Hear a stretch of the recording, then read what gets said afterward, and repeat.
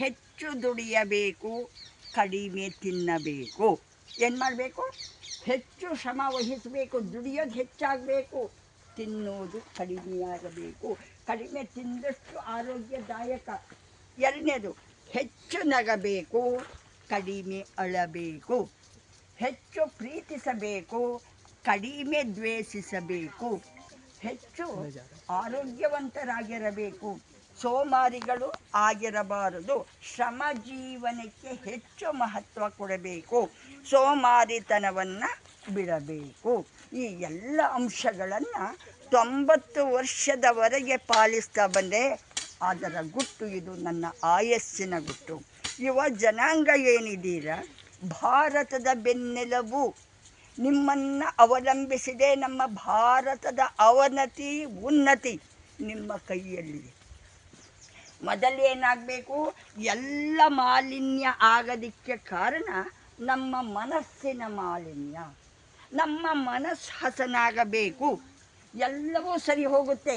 ಮಣ್ಣು ಕಲುಷಿತ, ನೀರು ಕಲುಷಿತ, ಗಾಳಿ ಕಲುಷಿತ, ಆಕಾಶ ಕಲುಷಿತ, ಎಲ್ಲವೂ ಕಲುಷಿತ ಆಗಲಿಕ್ಕೆ ಮುಖ್ಯ ಕಾರಣ ಏನು? ನಮ್ಮ ಮನಸ್ಸು ಕಲುಷಿತ ಆಗಿದೆ, ಕಶ್ಮಲಗಳಿಂದ ಕೂಡಿದೆ. ನಾವು PhD ಮಾಡ್ತೇವೆ, ಶೋಧನೆ ಮಾಡ್ತೇವೆ, ಸಂಶೋಧನೆ ಮಾಡ್ತೇವೆ, ಏನೆಲ್ಲ ಇಂಜಿನಿಯರಿಂಗ್ ವಿದ್ಯಾರ್ಥಿಗಳಿದ್ದೀರಾ, ನಿಮ್ಮ ಆಂತರ್ಯಕ್ಕೆ ಇಳಿದಿದ್ದೀರಾ? ನಿಮ್ಮ ಮನಸ್ಸಿನಲ್ಲಿ ಇರ್ತಕ್ಕಂಥ ಕಸ, ಕಡ್ಡಿ, ಕುಂದು ಕೊರತೆ, ದೋಷ, ದೌರ್ಬಲ್ಯಗಳೇನಿದೆ ಎಲ್ಲವನ್ನು ಮೆಟ್ಟಿ ನಿಂತಿದ್ದೀರಾ? ಅದು ಮಾಡಬೇಕು. ಏನನ್ನು ಮಾಡಬೇಕು? ಮನಸ್ಸಿನ ಸಂಶೋಧನೆ. ನನ್ನ ಮನಸ್ಸು ಹೇಗಿದೆ?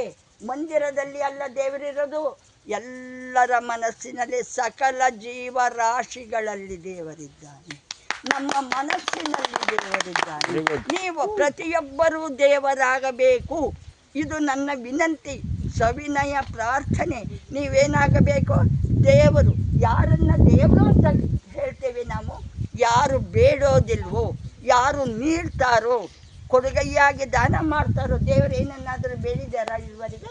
ಹಾಗೆ ಪ್ರತಿಯೊಬ್ಬರೂ ದೇವರಾಗಬೇಕು, ಶ್ರಮಜೀವಿಗಳಾಗಬೇಕು, ಆರೋಗ್ಯವಂತರಾಗಬೇಕು, ದೃಢಕಾಯರಾಗಬೇಕು, ಮಿತವ್ಯಯಿಗಳಾಗಬೇಕು. ಈಗ ಹೇಳಿದ್ರಲ್ಲ ಪ್ಲಾಸ್ಟಿಕ್, ಅದನ್ನು ತ್ಯಜಿಸಬೇಕು.